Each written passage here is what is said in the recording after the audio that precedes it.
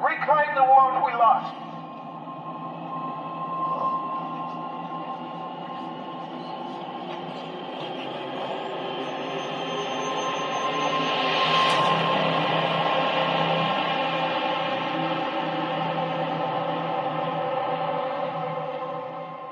And that cameraman was never seen again. I'm actually kind of surprised they got that footage. But welcome to Time About the Movies, everybody. Today we are taking a look at the two films of July 11th, 2014. And boy, do we have two really good ones. And I'm not kidding around. This was probably the best overall weekend for new movies in 2014. And how can you go wrong with our first movie, Dawn of the Planet of the Apes, the sequel to Rise of the Planet of the Apes, this time bringing in director Matt Reeves, who had just come off of Cloverfield, and the very underrated Let Me In. And essentially, this movie kind of established him as kind of the next big, the next reliable big blockbuster guy, because after this, I mean, he had winner after winner after winner. Well, technically two winners, but we'll touch on those later on down the road. But let's talk about this movie here. This is, of course, following up the events of Rise of the Planet of the Apes. We have a growing nation of genetically evolved apes led by Caesar, voiced in mocap by Andy Serkis, who's threatened by a band of human survivors led by Jason Clarke and Kerry Russell of the devastating virus unleashed a decade ago. They reach a fragile peace, but it proves short-lived as both sides are brought to the brink of a war that will determine who will emerge as Earth's dominant species. And like I said, man, not only did this movie manage to be as great as the previous film, but I actually think it outdid a lot of my expectations when I first saw it, because, yeah, this is a really fucking good movie, man. I mean, there's just so much to love and appreciate about this movie. It's amazing that they were able to make it work as well as it did, making it more awesome and more epic than the first film did. But, first up, the scenes where it's just the apes themselves are so good, and they talk through sign language, and it's so impressively handled. The majority of it is done, of the first 15 minutes, has no dialogue in it. And I love a movie that has the balls and the brass ones to go in there and say, hey, we're brave enough to have scenes like this where we're not going to have anybody talking for a few minutes. Like, especially for a big summer action film like this, which is going to be seen by a lot of people. And for it to work as well as it does, I mean, you can't really say anything more about how great that is to see that. Secondly, the visual effects are amazing. The apes, I think, are much better handled in here. There are much less flaws in the visual department than there were in the first film. And Andy Serkis, man, I mean, I did touch on it in my original review, but ever since this movie, man, we have come to realize that Andy Serkis is a god when it comes to playing motion capture characters. I mean, this is the guy that played Gollum. He played King Kong in Peter Jackson's movie.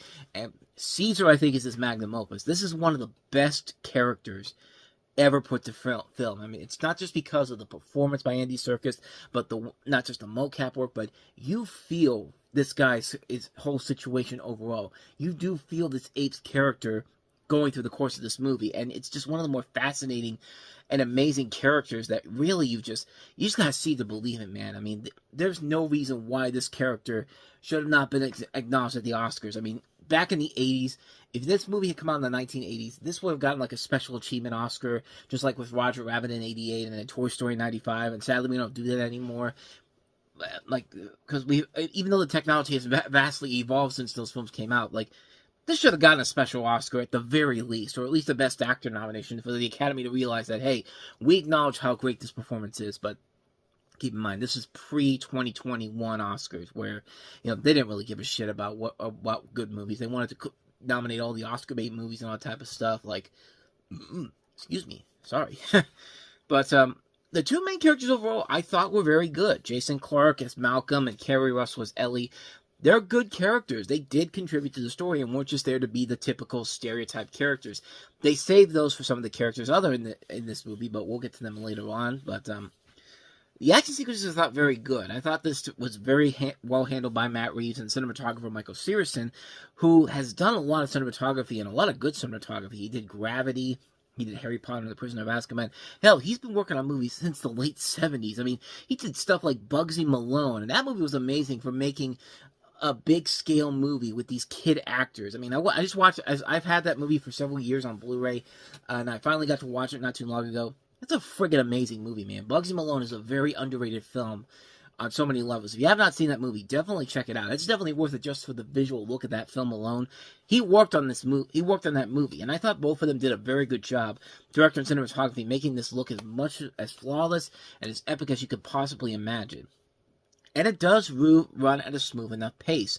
The pacing is very good here. The great story that expands on the universe since the events of the first film is well done. Nothing about it feels forced or just thrown in there.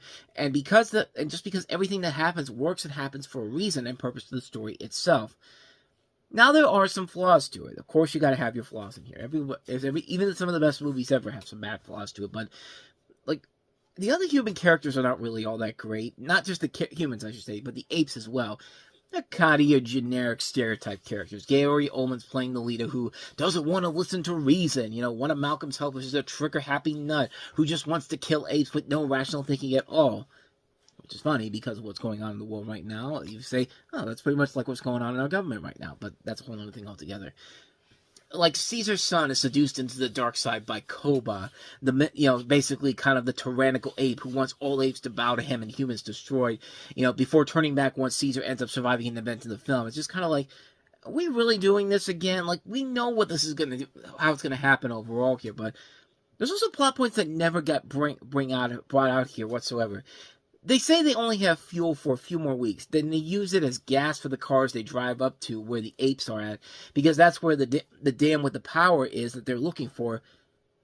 Couldn't you just use the fuel on a plane and just fly to the dam itself? I mean, it's really not that hard to do. I mean, they never explain in the film why it can be done, and if they do so, it's just like it's likely the apes will destroy the plane. So really, why not just do that? I mean, it's worth trying it at least once, for God's sakes. I mean, what are you trying to accomplish here by not doing that? But it's also very predictable too.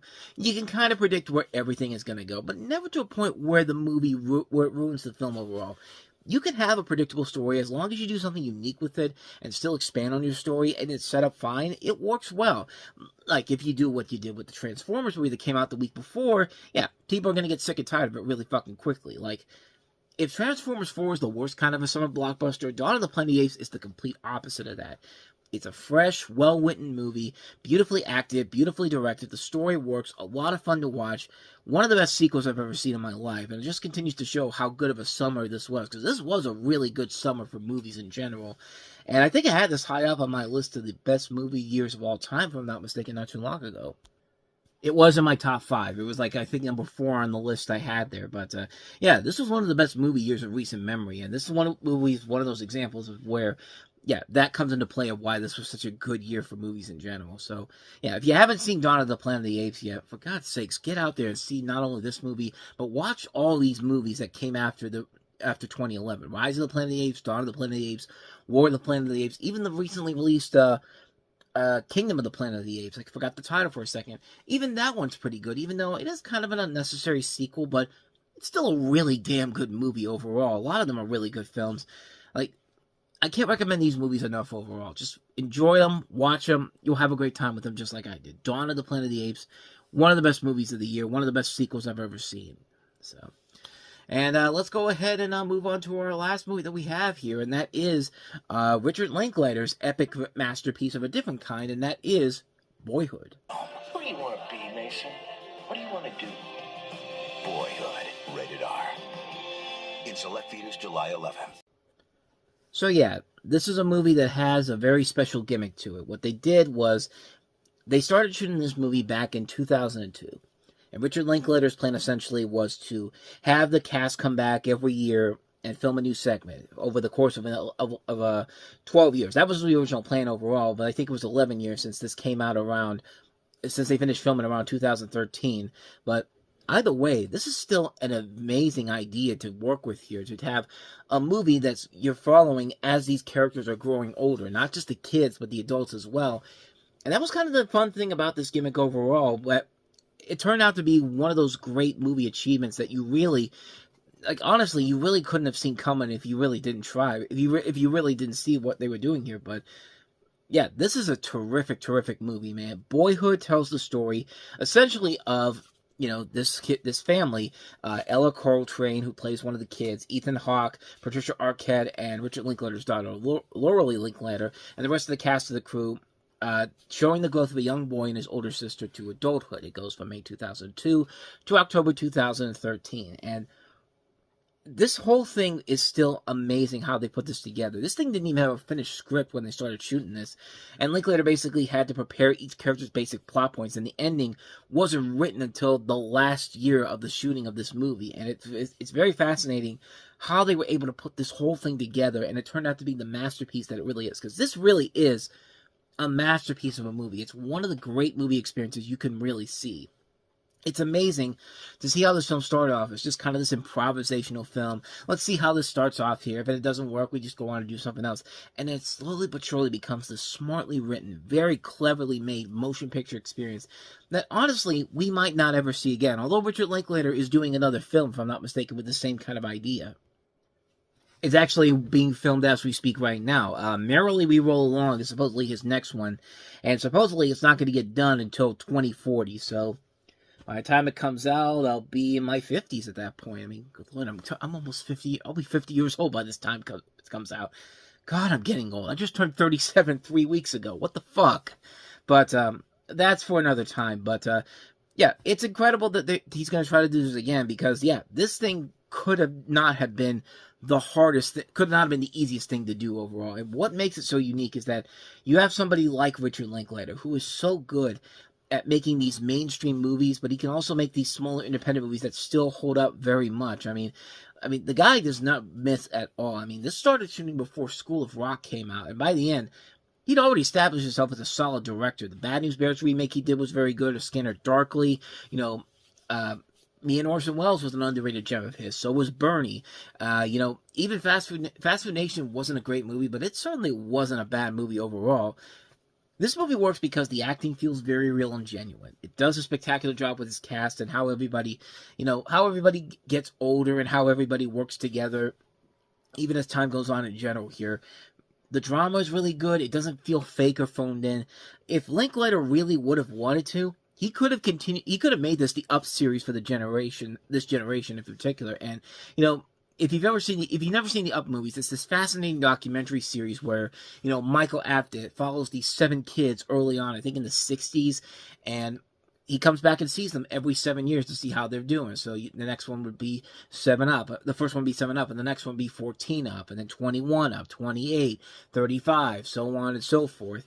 And I think they're still doing them even after he died not too long ago, if I'm not mistaken. I'd have to double check on that, but I think that Richard Linklater could do the same thing here, where you have the actors coming back every few years, and we can have more to these characters' lives in general. That is assuming that Linklater would want to do this, but, if anything, maybe one and done probably is enough overall, and even if this next one he does is really good, turns out to be pretty good, I mean, I don't think it's going to be anywhere near as good as this film right here, because this one is a masterpiece of a film, man.